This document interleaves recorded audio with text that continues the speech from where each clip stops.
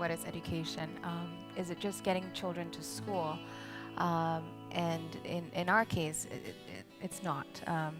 It's really surprising. People are often surprised to find out that the gross enrollment rate for elementary school in Indonesia is 115%. So children are in school, but they're not learning. In a recent OECD survey, Indonesian teenagers ranked second to last in science, math, and reading. Second to last out of 65 countries surveyed. Our journey in philanthropy started out many years ago, though, because education is something that my parents hold very dear to their heart, because they never got a chance to graduate from high school.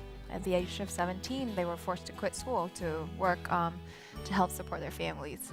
And fast forward 15 years, when they were building their first factory in North Sumatra, they realized that the same thing was happening around them. Every year, millions of Indonesians drop out of school, either because they can't afford it, or because the school is too far, or because they have to work to support their families. So that's how we began our philanthropic journey. So in 2010, we rolled out Belinda Pendidikan, which is a multi-year program that focuses on improving quality of education in the rural areas. And there are two components to it. The first is the teachers training. And we do this holistically because we believe that good teachers are made, not born. You'd be surprised, in a single year's teaching, the top 10% of teachers impart 3 times as much learning to their students as the bottom 10%. 3 times as much. If we can transform them into become good teachers, what kind of force of good we can harness from all of this? And our training focuses on 3 things. First, we work on the pedagogical content knowledge. So getting the teachers to encourage the students to ask the how and the why questions instead of just the what, moving them away from rote memorization or one-way lecturing to active class participation.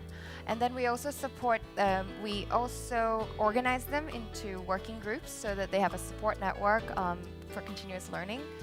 And then finally, we provide the teachers with professional development so that they have real-time feedback, they have intensive coaching and mentoring. So it's actually a long-term process, and it doesn't happen over time. I think one of the things that we've learned over the years of implementing this program is that the importance of working with the local partners. One of the stories that always stuck in my mind is that when we first rolled out the program, we went to the field and we said, okay, this is what we have in mind. Like, we're going to launch this program, that program. And when we went there, we realized this is not what the community needs. You know, we went there and we realized we have to sit down with the principal, with the teachers, with the communities, and really understand the local context before and collaboratively come up with solutions. This is all about changing mindset, right, in the end.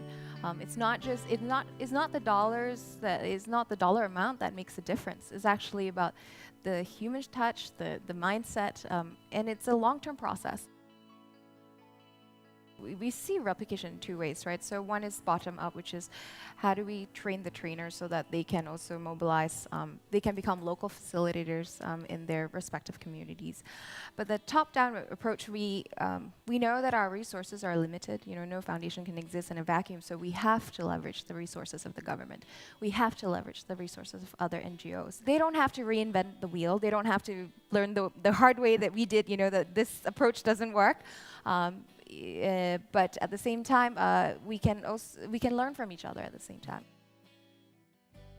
The technical part, I think all of us can do, and all of us are doing, right? Because I think we've moved away from just feel-good charity type of giving to, you know, more strategic giving. So I think all of us are already implementing, but in terms of really understanding what the data means, and how to use that to inform our decisions, I think that's difficult.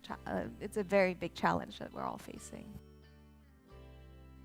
We're a family of 6, and all of us are very much involved in the Family Foundation because it's something I mean, beyond the business, it's something that allows us to share our values. It's a different vehicle for us to. It's a very personal journey for all of us because it's not just. It brings the family closer together beyond just the business. Thank you.